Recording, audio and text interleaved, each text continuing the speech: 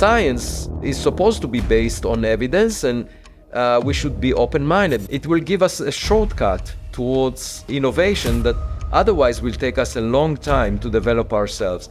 And of course, it depends whether we find space trash or we find functional devices. But the first thing we need to do is be open-minded and explore the sky and without assuming that everything must be rocks.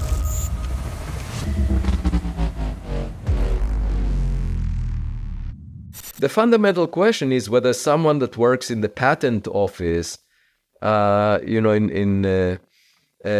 could come up with a special theory of relativity nowadays. Is Einstein possible? And the answer, I'm not entirely sure, because Einstein would have a very hard time, first of all, getting his paper posted without the moderators on the preprint server blocking it, because he didn't have the support of an academic institution. He just worked in the patent office. And secondly, even if it were to be posted, it would probably have been ignored. And it would take a lot of effort for Einstein to have people from the mainstream reviewing his work and paying attention to it. So as much as, practicing science sounds very appealing, it's not easy to make breakthroughs. It's not easy to play Einstein in modern academia. Yeah, I think that's a good segue into Oumuamua, actually, because I think one of the things that really shocked me in the response is I felt your arguments were so reasoned, and it was clear enough that someone who did not have a degree in astrophysics could understand. I'm an engineer by degree, but I'm not an astrophysicist. But so when I heard you speak, I was convinced. When I read your book, I was convinced. But then when I went online to kind of figure out what everyone else was saying, because I was wondering why this wasn't the biggest story. I found the story like 2 years later. I just didn't understand why I didn't even hear about it. And then I understood all this controversy. And then I realized, there's a lot of debate, and a lot of it is not reasoned debate. And my question to you is this something that is kind of in the current culture? Or is this something that is just a replay from Galileo and Copernicus, that this has always existed, this is what scientists have always battled, or is it particularly problematic now? Well, it's definitely human nature because we have historic examples, but you would think that the current structure of academia was constructed such that we will avoid the mistakes of the past. And apparently we did not. It's clear that, we from this week alone, that the Nobel Prize in physics and in chemistry was given to 3 people with affiliation to Google. That's new. I mean, these 3 people worked on AI, artificial intelligence. That's also new. And I actually spoke with one of the members of the Nobel Committee, and I said that, in the future, AI might actually make the breakthrough. Would you consider awarding the Nobel Prize to an AI system, to the machine? And he said, no, according to the rules, it has to be given to a person, a human. But the fact that there is blue sky innovation in the corporate world, in a commercial entity like Google, to me says something about academia. Because academia was supposed to be blue sky, was supposed to encourage people to deviate from the beaten path. That's why we have tenure in academia, so that you will not be worried about job security by exploring the unknown, coming up with ideas that deviate from what other people do.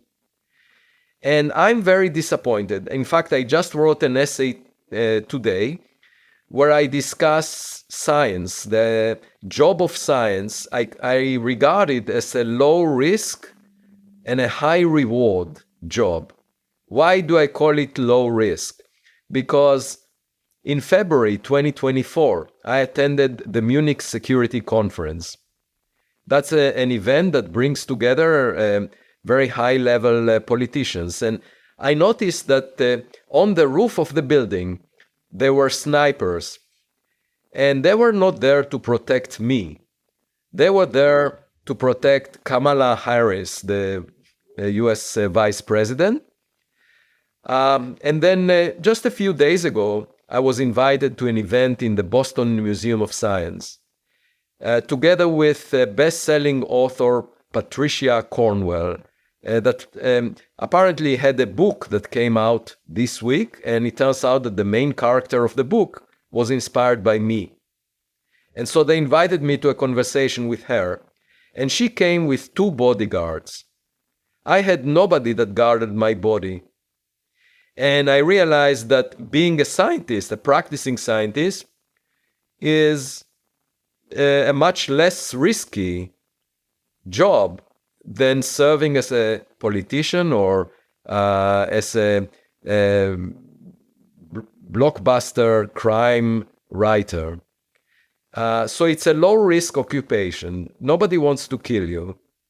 But it's a high-reward occupation because if you find something new, it could be extremely important for the future of humanity, especially on the question of, are we alone?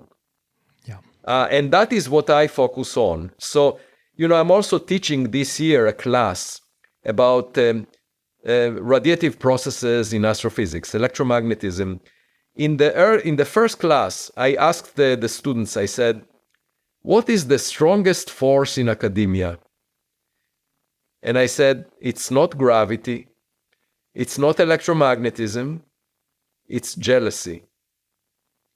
And that answers your question, because when I wrote my first paper on Oumuamua, I treated the anomalies of Oumuamua as if they were the anomalies of dark matter. We don't know what the dark matter is.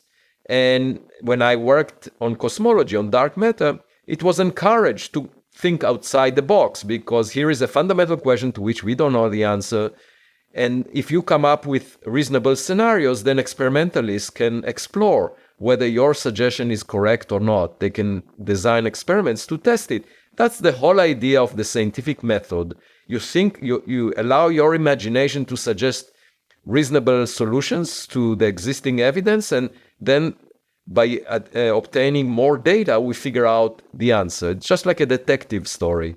So I approached Oumuamua the same way, and I said, well, it's so weird that perhaps it was artificially made. Maybe it's very thin, and it was pushed by reflecting sunlight. And my paper was accepted for publication within 3 days. And the referee said, this is a great idea because we have evidence from the reflection of sunlight that the object is most likely flat, pancake-like. So it could be indeed a very thin surface layer of another object or something, or a light sail that is pushed by reflecting sunlight. And that was a very constructive response, in line with what you expect from scientific colleagues. But as soon as the public started being curious about this possibility and the media paid attention to me, I started getting hate messages from colleagues. And it's the only way for me to understand it is jealousy on the attention. Now, my point is, this is a question the public cares a lot about and is attentive to. And for some strange reason, the mainstream of astronomy, the mainstream of academia is not dealing with this question.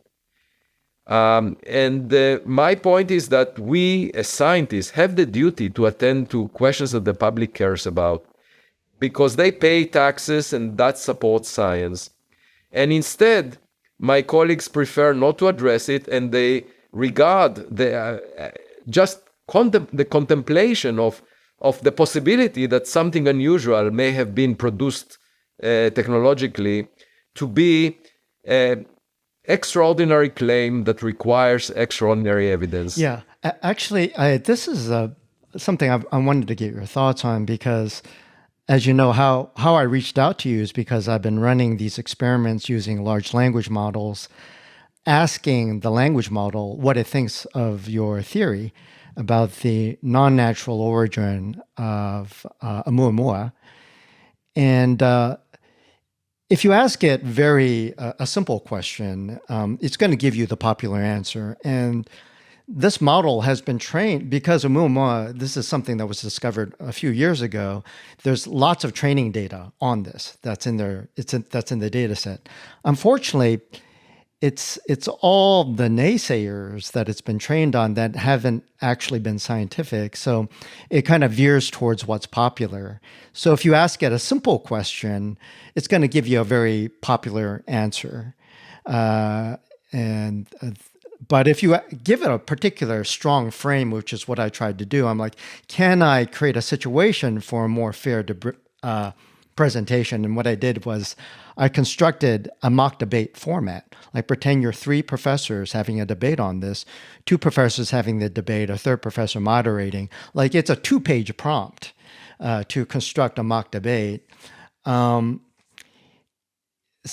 fed it to 4 different language models. And the I guess the thoroughness of the answer varies. The language models that have the least parameters, this quote unquote simplest language models, Meta, for instance, only has a 70 billion parameters. That's the one that's commercially available. Its answer is pretty weak. The debate is pretty weak. You can read it and you're like, this doesn't sound like a good debate. ChatGPT actually produces a pretty solid debate. Anthropic's Cloud also produces an okay debate. The arguments it uses, though, are all a little bit suspect. Like this idea of extraordinary claims require extraordinary evidence. This is something that's used a lot. And I wanted to kind of go through that a little bit about how you constructed the argument, because to me there's 2 halves, and there's one half which is proving Oumuamua is not natural, and then there's a second half which is proving the possibility that it is a product of alien intelligence. Do you view these as 2 separate proofs, or? Yeah, I mean, in principle, there are processes or phenomena in nature that we don't fully understand. And so the first question to ask is the object familiar? Because we know of rocks in the solar system, and we can compare it to those rocks. And the more data we have, the better, because it will become clear how unusual it is the more data we have. So really the enemy of recognizing something as unusual is just lack of data, which allows the experts to claim that there is no deviation from what they already know, which is what the position they want to be in, because they base their stature on past knowledge. And for me, science is a learning experience. Nature is more imaginative than we are. And so we should be open to anomalies, and the best way to resolve them is by getting more data. But at the time, astronomers thought it's a rock, so the data was very limited. That's why when we see another object like it, I really hope we will use the Webb telescope and as much data as possible to collect. Now, one thing to keep in mind is AI systems, the current language models are trained on humans. And humans have a tendency to subscribe to a tribe. That's why we see polarization in politics. People feel comfortable being surrounded by like-minded members of a tribe. It gives them confidence that they are not alone. And the more extreme the opinion of the tribe is, the more ridicule you give to the other side of the argument, the less people you find in the middle, which is the most reasonable position to take. When the evidence is not clear, you just cannot go to one extreme or the other. But what you find in training sets is the response of people to debates, which often brings them to polarized opposing positions. And, the Republicans would say you can't listen to the Democrats. It's a disaster. It's the end of democracy. And the Democrats will say the same thing about the Republicans. It will be the end of democracy. And so what do you do if you train your language model on content that is produced by humans? It will not learn how to stay in the middle and assess with critical thinking what is the correct way to resolve the debate. And this is a big problem. Not so much, I mean, politics obviously is more a matter of belief and opinion, but science is supposed to be based on evidence, and we should be open-minded. We should have a beginner's mind when we are encountering anomalies. But what really happens among scientists is many of them want to pretend that they are experts, that they are the adults in the room. So anything that comes from the sky is considered a rock. And even if it's a rock of a type that we've never seen before, it will be a rock. Now, we already know that Elon Musk launched the Tesla Roadster car in 2018. Okay, and if it may come back, calculations show it may collide with Earth in 20 million years. So I can guarantee that if a car like the Tesla Roadster were to appear as a meteor, my colleagues would argue it's a rock of a type that we've never seen before. And that's really dangerous because you're already assuming what you will find. And what happened with me is not only they claimed that a meteor that was identified as interstellar by the US government, by US government satellites back in 2014. So not only that the experts argued, we can't believe the US government, the data must be wrong, it's not interstellar. They also claimed that after I went to the Pacific Ocean to collect materials from this object, they claimed all that you collected is coal ash. And then we looked at 60 elements from the periodic table, demonstrated beyond any doubt that it's not coal ash. Then they said the meteor may have been a truck. Why did they say that? Because aside from the fireball light that that the US government sensors detected, there was also a seismic signal from some seismometer nearby.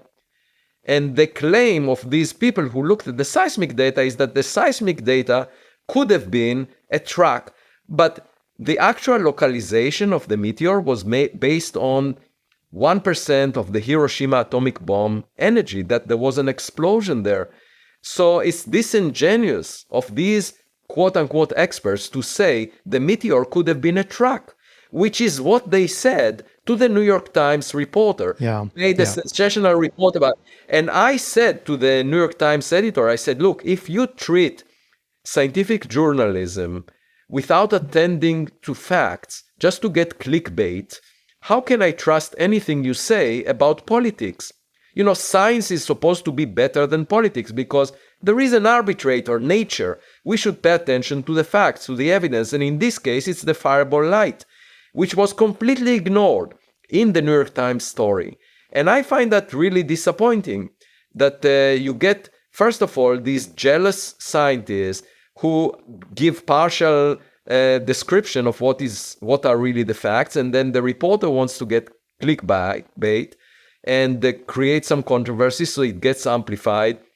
And altogether, I'm disappointed by that, and some bloggers, people who present a view that they defend science, they protect science. Who are they protecting science from?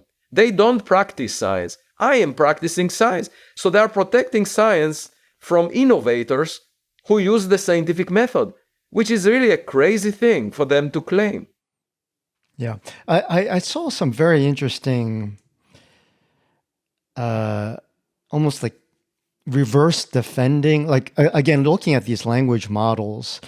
I think the one thing, like, I want to get in specifically to what you're saying, this interstellar meteor, which is like another project you've been working on. The first one was Oumuamua, which is this object in space. By the way, on Oumuamua, I should just mention on Oumuamua before we move on, that the claim that I made was that maybe this mysterious force, the object was pushed away from the sun without showing any cometary evaporation. So there was no evidence for a rocket effect pushing it. So I suggested it's just the reflection of sunlight that is pushing it. For that, the object had to be very thin, like a sail or a surface layer, and nature doesn't make such thin objects. Now, 2 years later, there was an object that was definitely pushed away from the sun by reflecting sunlight. It was discovered by the same telescope in Hawaii. And then the astronomers realized it's actually a rocket booster from a 1966 launch by NASA. And there was no scientific paper written about it, and no equivalence was made between this object, 2020 SO, and Oumuamua, which exhibited the same push.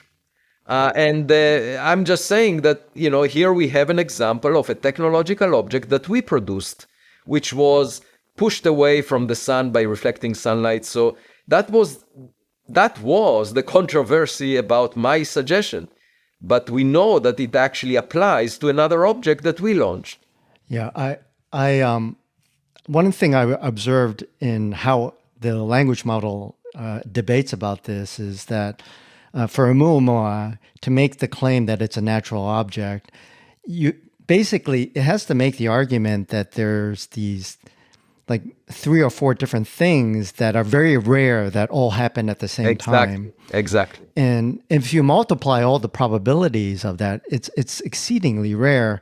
And I know this phenomenon as an engineer. It's we call it stacking error. Like basically, if there's individual components on the board and they fail at a particular rate, the failure rate of the board, you have to multiply all the probabilities together. I made exactly this argument in my book Extraterrestrial. I multiplied 6 different factors, each of which has a probability of 1%, and you end up with a very unlikely situation. Now, the people who argue in favor of a natural origin, they argue about it for each of these different factors, and they say, okay, well, it's just 1%, it's still possible. Yeah, so what I notice is the language model, it's very weak at putting this all together. And the first couple of times I prompted, it didn't put these things together. And then I specifically put in the prompt, if a scientist presents a probability-based argument over multiple factors, those factors need to be multiplied.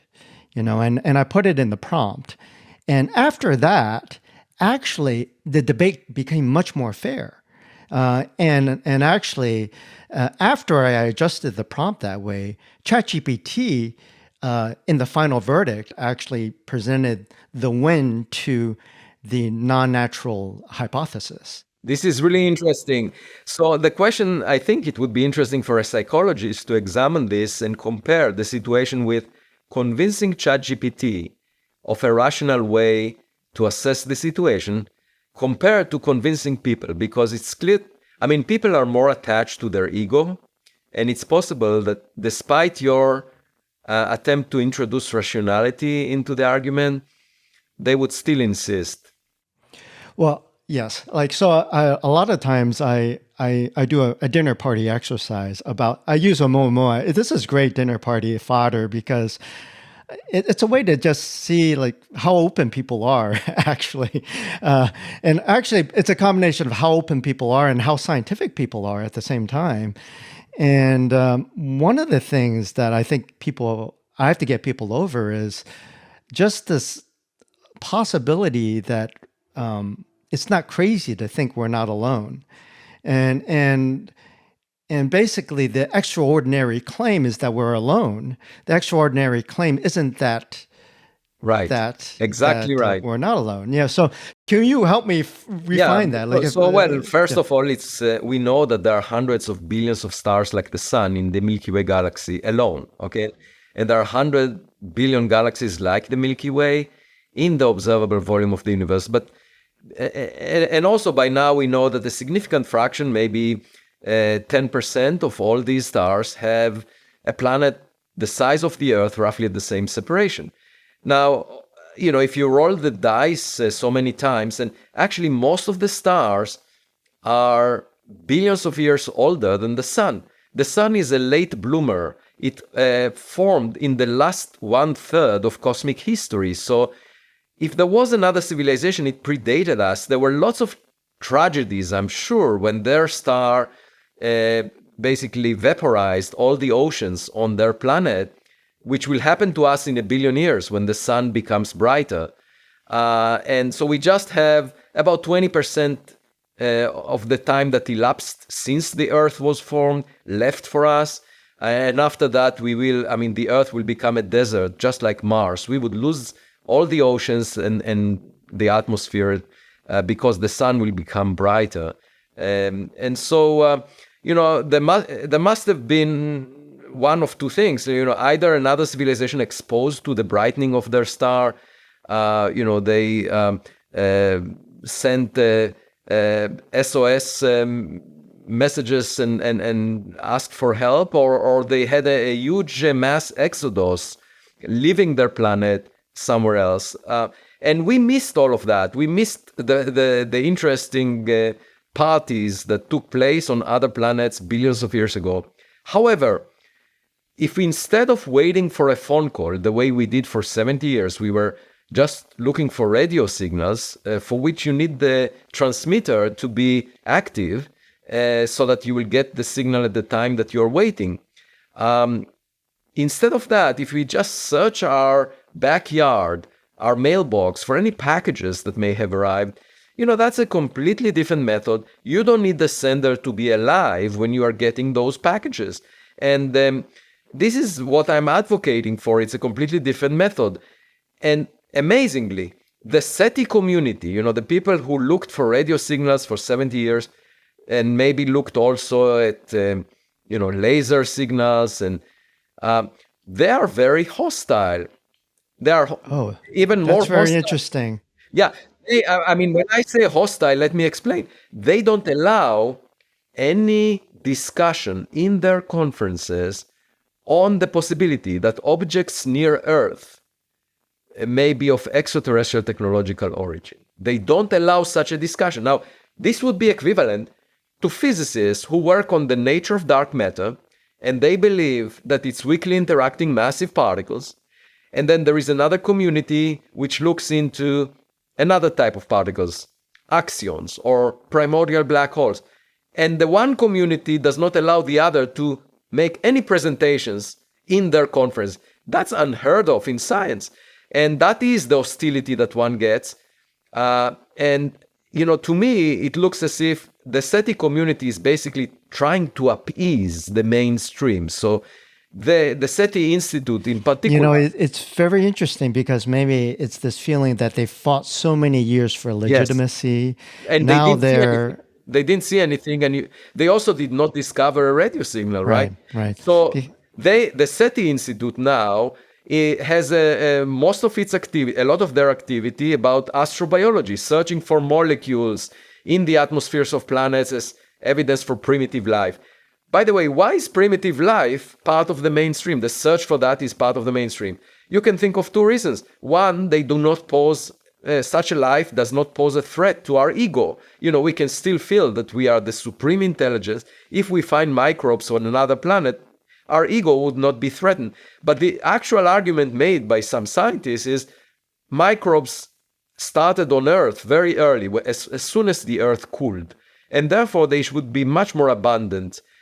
The counter argument is that they produce very weak signals. For us to figure out that there are microbes somewhere else, requires huge investment in telescopes, and the signal may not be actually conclusive. You can make oxygen, methane, other gases, phosphine, out of natural processes. So it will be very difficult to get a clear signal. However, if I find a gadget at the bottom of the Pacific Ocean that was definitely not human-made, that's conclusive. Not only we know that life exists elsewhere, but we also know that intelligent life exists elsewhere, and maybe we can learn from it. So my point is, it's enough to have one civilization that existed in our past, billions of years ago, for it to send self-replicating probes that would fill up the Milky Way galaxy over 1 billion years, not more than that, because that's the travel time with chemical rockets across the galaxy. And it's just like dandelion seeds, the seeds of the flower. They get carried by the wind and they recreate the flower once they land in a fertile ground. Can I take you back a little bit on how to build up something like this at a dinner party, right? So there's one level, which is that convincing someone it's not unreasonable to assume we're alone. The second hurdle seems to be what makes us think that these beings are like us, that have this desire to send things into space like we do. Help me get my friends over that hurdle. Like, why should we think? Oh, Is it's it a very simple reason. Because there are lots of existential threats if you stay in the same place. We know them. I mean, some of them are natural. The dinosaurs were killed 66 million years ago by a rock the size of Manhattan Island. okay? Evolutionary, for evolutionary reasons, a species needs to look beyond their own planet, is what you're saying. Yeah, I mean, another risk is from the star.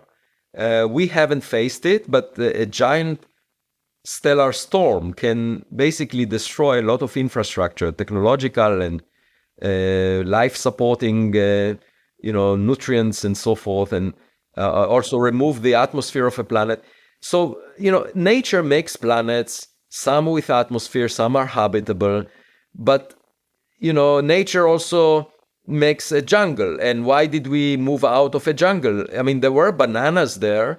We could get, but we realized that if you you cultivate the ground yourself, if you go to other places, you can live a better life. And now we live, in high rises in cities.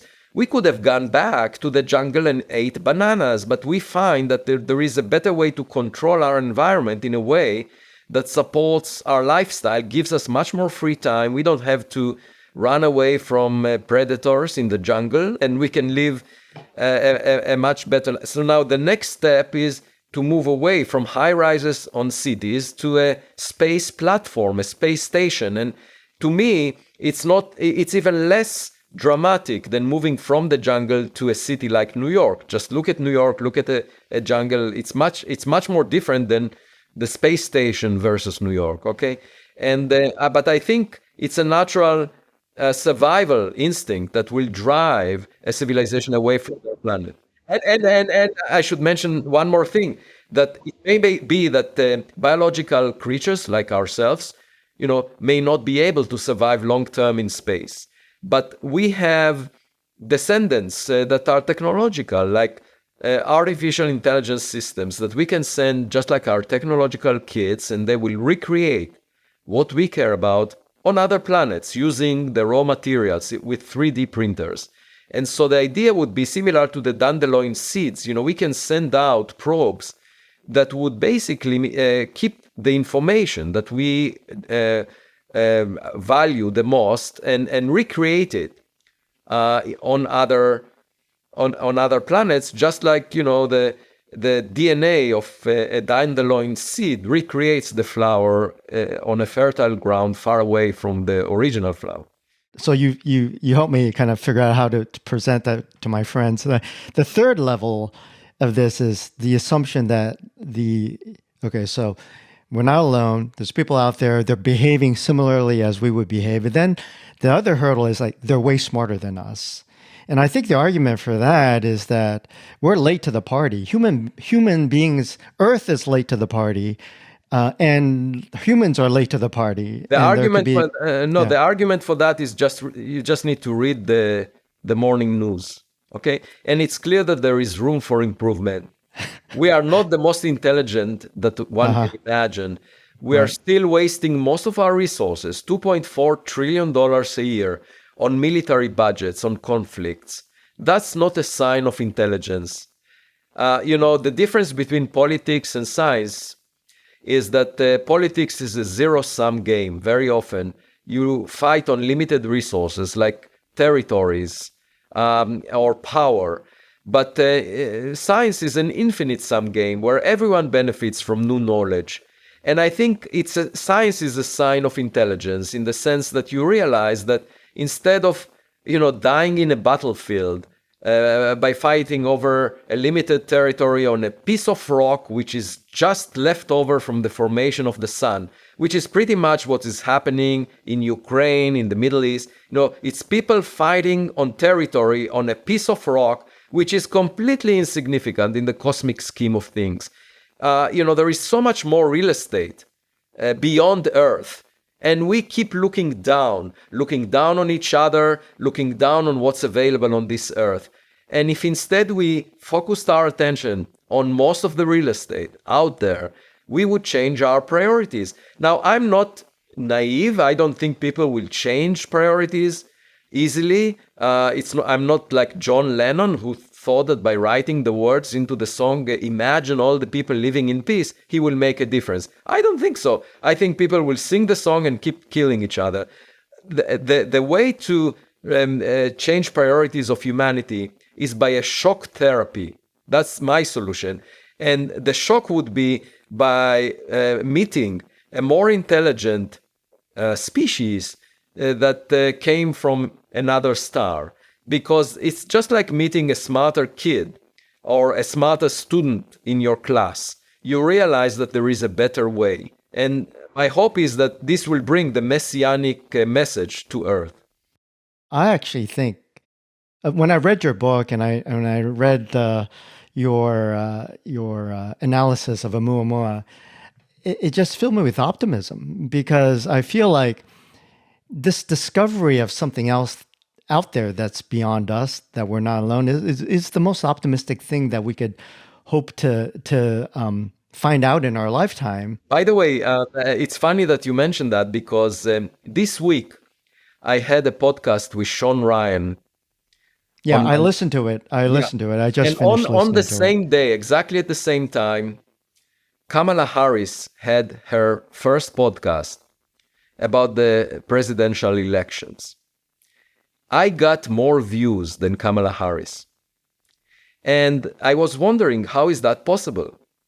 And someone explained to me that science brings a much more uplifting message that is more optimistic, and people are attracted to that. I wanted to give you an opportunity to talk about the Galileo Project. And I want to set it up this way, that I'm aware of all the other attempts to find a life. You know, the SETI project with the radio signals, trying to find microbes on other planets. But I believe what is unique about finding these artifacts is that because it's this material, it's incontrovertible. And to me, it just captures the imagination, because not only are we finding life, it's evidence of quite an intelligent life that's probably more advanced than us, if their material is reaching us in some form. It could be just junk. It could just be junk. You know, it could be junk, but still, it's very futuristic junk that, by the time it reaches us, their space trash will be our treasure. Yeah, absolutely. And the main challenge would be, if I find a gadget with buttons on it, should I press a button? You don't want me on your team, because I would press the button. Okay. But, another aspect of this that we should keep in mind is that the US government spends about a third of the worldwide budget for military expenses. And, the total budget worldwide is $2.4 trillion. And the US is 1/3 of that. And, the US intelligence agencies and the military are monitoring the sky and the earth all the time. And given the amount of budget that they have, they probably do a much more thorough job than astronomers. Astronomers focus on small parts of the sky, look for objects at great distances. And if there are any anomalies closer to Earth, it would be the US government who would notice it. Now, they are not a scientific organization. Their day job is national security. And my point is, they should share any anomalous scientific data with scientists like myself, whose day job is to find out what lies outside the solar system. Is there any lobbying occurring on behalf of the scientific community for that? Well, I'm trying to lobby for that, and hopefully there will be a congressional hearing after the elections related to unidentified anomalous phenomena. And the question is whether, the government will release all the information that it has that looks anomalous. Obviously, they have an issue because the data was collected by state-of-the-art instruments that they want to hide from adversarial nations. So that's why the data is classified so that it will not reveal the type of instruments being used. But if it's of great scientific importance, especially if it was collected, decades ago, it should be shared with scientists. So I'm very much in favor of someone in government listening and doing it. But I should say that, I will not wait for the government to tell us what is in the skies, because the sky is not classified and the oceans are not classified. So within the Galileo Project, we built an observatory at Harvard University monitoring the sky 24/7 in the infrared, optical, radio, and audio. And we analyze the data with machine learning, artificial intelligence algorithms to look for things that are not familiar.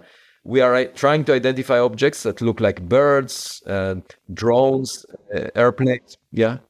Can I pause you just 1 second? Because I want to distinguish this separate from the telescopes that are finding objects like Oumuamua. Are these telescopes for the Galileo Project more looking at things closer to Earth? Oh, yeah. So the Galileo Project observatories are looking at the distances of the order of kilometers.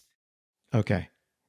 So anomalous objects kind of in Earth's environment. Because we were intrigued by the reports from the Director of National Intelligence to the US Congress saying that there are objects that they cannot identify. They call them UAP, or Unidentified Anomalous Phenomena. So we are trying to resolve that question. And we already have one observatory operating that collected data on of over 1 million objects. And we have our first scientific paper, a commissioning paper that describes the early results from our observatory at Harvard University. It should come out very soon, and it will be followed by more papers. And we plan to build 2 additional observatories in the immediate future, such that within a year we'll have 3 working observatories in 3 locations. Are these the kind of observed, like, I'd like you to talk a little bit about IM1. And is it called IM1 or do you call it M1? Like, how do you pronounce it? No, it's IM1, and it's abbreviation of Interstellar Meteor 1. And another way to think of it is as if this object said, I am one out of the class of objects.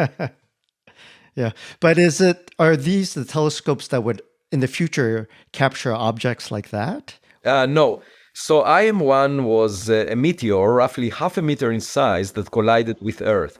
And meteors like that collide with Earth, multiple times every year.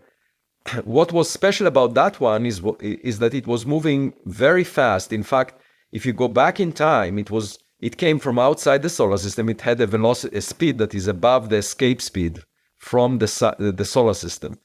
And outside the solar system, it was moving at 60 kilometers per second.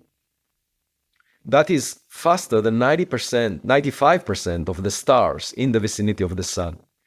And it also exploded in the lower atmosphere, about 20 kilometers above the Pacific Ocean surface, where the air density is very high. And so given its high speed and low altitude of explosion, we concluded that it was tougher than all meteors that were cataloged by NASA based on the same data from US government satellites. There were hundreds of them.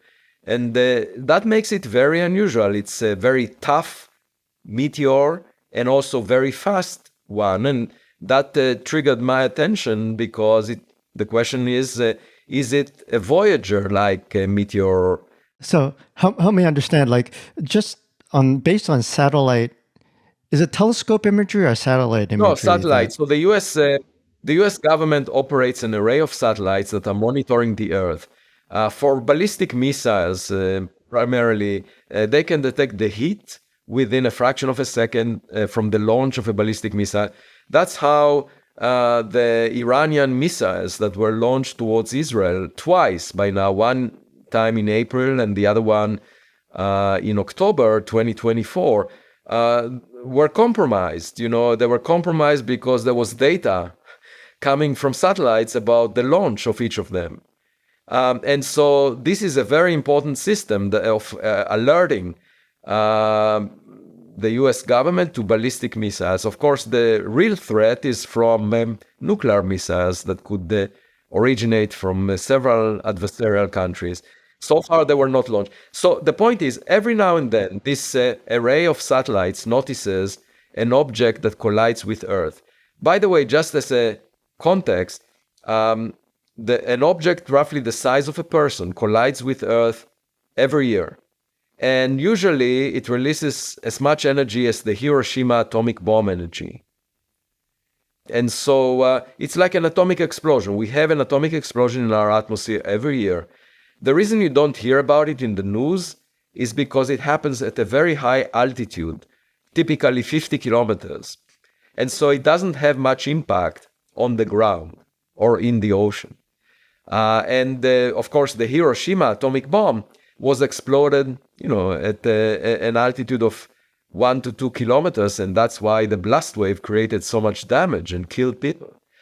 So the unusual thing about this particular meteor from 2014 is that it was interstellar, that it was moving too fast to be bound to the sun. And at first, the paper that when we identified that object with my student in the NASA catalog and wrote a paper about it, the reviewers said, we don't believe the US government. And so I reached out to the US Space Command through the White House. It took them 3 years to eventually produce a letter to NASA saying that at the 99.999%, this object was interstellar in origin. At that point, our paper was accepted for publication, and I initiated the expedition that I led to the Pacific Ocean on June 14th to 28th, 2023. That cost us about $1.5 million. And, we collected materials from the explosion site and demonstrated that about 10% of the tiny molten droplets, meteoritic materials that we found, about 10% of them had a composition that is unfamiliar from the solar system. There were some elements that were up to 1,000 times more abundant in those droplets than in the material that made the solar system. Elements like uranium, lanthanum, beryllium. In the material that made our solar system. Or all solar systems. Our solar system in particular. Our solar system. I mean, in principle, it could have been a rock from another star that had different conditions to make such rocks. That's why this rock was quite different than the rocks we find in the solar system. But to find out what the nature of this object was, we want to go back to that site and collect bigger pieces. And we will do that with a robot, a remotely operating vehicle that will have a video feed. And that expedition will cost $6.5 million. We are seeking the funding right now. I have a meeting scheduled with a potential funder, and we do have a ship and a design of our instruments. So my hope is that we will be funded to figure out what the object was. Can I ask you this? Because what I was most curious about is that, so you're going to be actually trying to get more of this material. And of course, I'm fascinated because I'm like, what if this is a non-natural object that fell, right? And so my question is, can you make that determination on composition alone? No, composition alone. No. Can't, right? You would have to find some functioning, something that looks obviously crafted. Like that's what you would have to find. No, so just think about throwing your laptop into the fireplace. You will find molten droplets that will have an unusual composition. But by examining them, it will be impossible to argue that the object must have been technological. And so the best way to figure it out is to find big pieces that are left over. And so we plan to go to the wreckage of that meteor and look, if the core of the object survived, the explosion, and we find it, we will know for sure what the object was. Yeah. One of the things I've been doing is I've been tuning up my CV, and I have to look at what I used to do. And one of the things I used to do was I wrote software for a radiation hardened processor for IBM in the early 90s. It was called the RAD 6000. And at the time, because I was a co op student, they didn't tell what processor we were working on.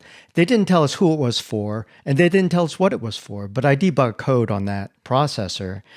And I realized this processor made it into a lot of these space probes. Like it's what's used in New Horizons.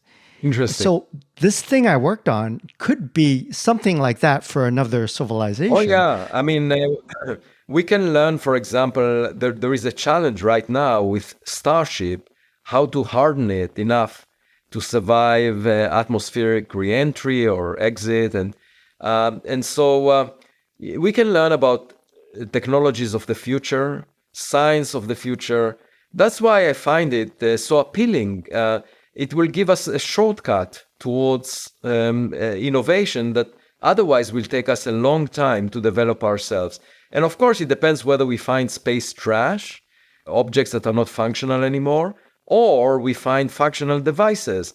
But the first thing we need to do is be open-minded and explore the sky and without assuming that everything must be rocks. If you go back before 1803, people thought that rocks cannot fall from the sky, and it was the idea of meteors was ridiculed. Now we know that rocks can fall from the sky because, after all, these are the building blocks of planets. So there were some Lego pieces that were left behind, and they are falling on Earth. But now the experts insist that everything must be rocks. That even though we are launching technological, there is so much space trash that we produced around the Earth. It's really quite remarkable. And so I see that as sort of the next Copernican revolution. I was invited to give a lecture at Torun, Poland, the birthplace of Nicolaus Copernicus, who argued that we are not at the center, the physical center of the universe. And they gave me a book that you can see behind me on my left. The book of Copernicus, De Revolutionibus, that he was a priest. He just wanted to help the church because they couldn't figure out when Easter is. And so they had the wrong model of the Earth at the center of the solar system. And he realized that if you put the sun at the center, he can predict Easter much better. So he gave this model to the church, and the church said, "Thank you so much. We will use the model, but we all know that this is just theory, and in reality, the Earth is at the center." And they banned his book, De Revolutionibus, until the 19th century. And he died on his deathbed. He saw the first copy of his book. And, of course, by 1992, the Vatican admitted that Copernicus and Galileo were right. That was 20 years after humans landed on the moon.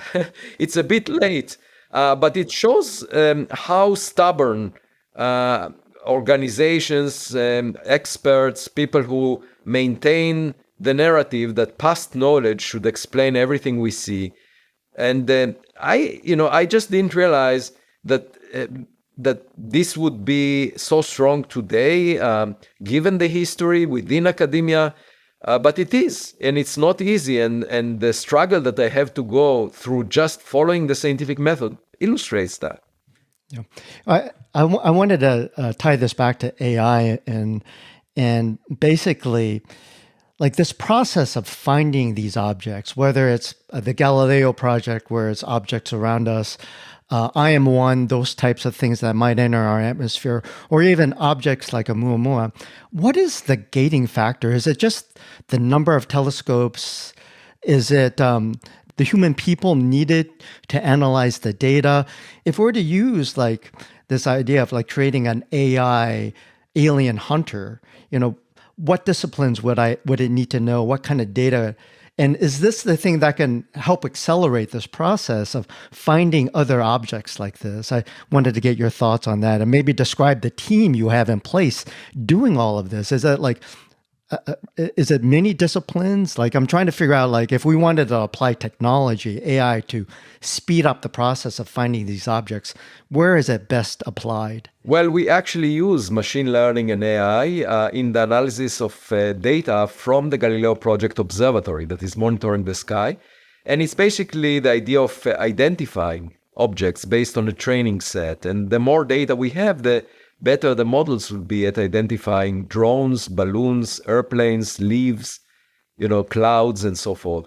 That's basically recognizing objects based on the images, but also based on their trajectory in the sky as they move. So it's an image classification problem. Yeah, but it's more complicated because it may involve multimodal data. So in other words, data taken by different types of instruments, like infrared cameras versus acoustic data that comes with a delay.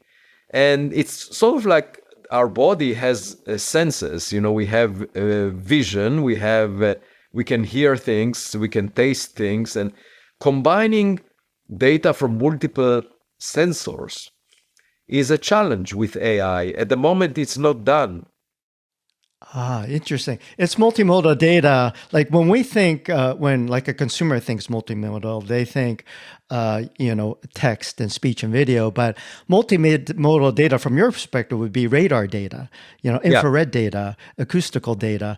Like, and so we need to kind of develop that sort of model of the world. Yeah, but I would argue that the bottleneck is data. It's collecting data. And if I had $1 billion or $10 billion, the amount of money allocated to the Webb telescope or the Large Hadron Collider, which, by the way, is very small compared to the military budgets, it's a factor of 100 smaller for the entire Webb telescope, for the entire Large Hadron Collider. So we are not talking about big amounts in terms of the global economy. We're talking about big amounts relative to science, billions of dollars. If I had that, I know exactly what needs to be done. It's building observatories with specifications that would allow us to detect such things. Now, there is actually a state-of-the-art observatory at a cost of more than $1 billion that will start operations in Chile. It's called the Rubin Observatory,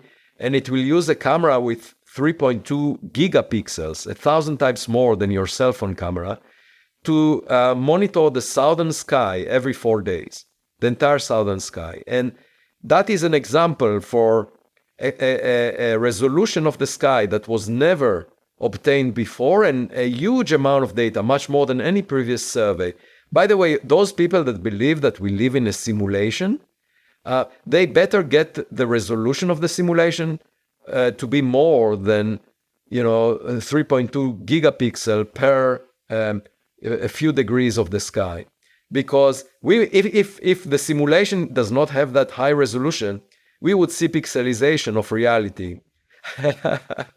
But at any event, this data set could find an Oumuamua-like object every month or few months. Yeah, And that's remarkable, because that means like next year, right? The next year we could find another Oumuamua. Exactly. And if we find another one and another one, there's a point where the scientific community is going to have to accept this. Yeah, except, I can predict what will happen. Once it becomes clear that one or more of these objects is not rocks, it's something else, let's say even one, they would say, okay, now we know because we have this data, it's conclusive, but Oumuamua could have been a rock. So it's, Arthur Schopenhauer made this insight. He said that a scientific idea, an innovative idea goes through several stages. At first, people say it's nonsense, forget about it. Then they ridicule the discussion about it. Then they say that, it's actually obvious. And finally, they say, we said it first. And that may very well happen. The experts would say, okay, now we collected new data and it shows this and that. And Oumuamua didn't show that data, so it was premature to say anything about it. It may have been a rock. We actually made the discovery, even though they gave me a very hard time. Now, if there is space trash, it could come in many different forms. It may not have exactly the qualities of Oumuamua, but it may very well look different than a rock. And we can look at it with a Webb telescope and look at it from a different direction, because the Webb telescope is 1,000,000 miles away from Earth. So it's just like having a second eye looking at it. We can pinpoint its trajectory in 3 dimensions to a high precision, and figure out if there is any propulsion in addition to the force of gravity acting on it. So, as far as I'm concerned, I really want the most amount of data on such an object, because once you have enough data, it will be undeniable. Right now, people can attack me, can say, oh, the data is not good enough. It can be a hydrogen iceberg, a nitrogen iceberg, a dust bunny. All of these suggestions were made, and ridicule anything else that is not natural. But once you have good enough data, that will make it impossible for them to argue their way out of something that is not natural. Yeah, so it's really exciting because it sounds like in the next few years we're going to get that data. Exactly. So so you better be ready for your newfound popularity, because in a few years, I don't have any footprint on social media.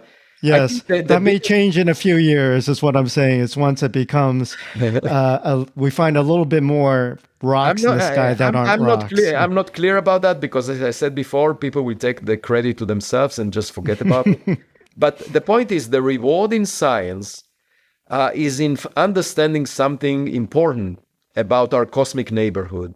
It's not the Nobel Prize, it's not the recognition by journalists, it's not the recognition by influencers on social media. It's really an intellectual thrill that you now figured out, for example, that we are not alone. That by itself, is worth all the money in the world. It's worth all the awards, all the recognition in the world. I would trade all the money in the world just for knowing that we are not alone. That is what matters to me. That is the reward of doing my scientific work. Nothing that Earthlings, the humans, do would satisfy me as much as figuring out the truth. That is a fantastic way to end our conversation, Dr. Loeb. It's been an exceptional pleasure to speak with you and to go in deeper into these topics. I really appreciate you making the time to have this conversation. Thank you for having me. And the success of the conversation is credited to you, because you asked the questions and you initiated the discussion. So thank you.